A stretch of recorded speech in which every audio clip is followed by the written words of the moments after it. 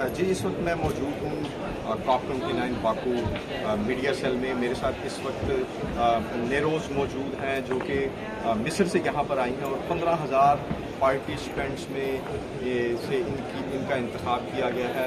इनसे बात करेंगे कि यहाँ पर ये क्यों आई हैं और इनका क्या आने का यहाँ मकसद है और इस कॉप को ये क्या समझते हैं कि कितना मुफीद है ये कॉप दुनिया में मौसमियाती तब्दीलियों के असरात से बचने के लिए। Thank you Nayrose. Thank you so much for having me. First, you introduce yourself. Where are you from and why you are here in COP? I'm Nayrose. I'm from Egypt. I have been selected by the Global Center for Climate Mobility out of around 15K. I'm the only Egyptian. I have a master's degree from the American University in Cairo, specializing in gender and women's studies and migration, and also I'm pursuing my PhD. And I have worked in the humanitarian field in multiple national and international organizations.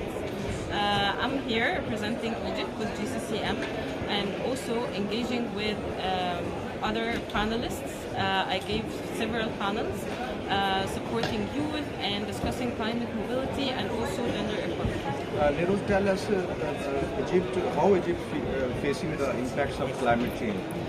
All of us are facing the challenges because of the climate change and its impact, especially on the Mediterranean region. In Egypt, we also have the Nile Delta, which is the main source for us for water. Also, rainfall, changing weather patterns are also a crucial issue. The second thing is Egypt is a host country for many nationalities from all around the world.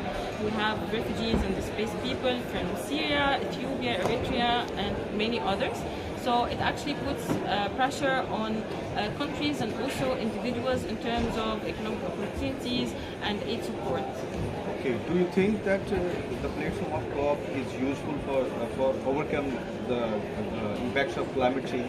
I see that COP29 is a platform for discussing and negotiating, and a wonderful opportunity for youth to be engaged on the same table with ministries, policymakers, and also stakeholders, whether it's governments or national or international organizations from all around the world.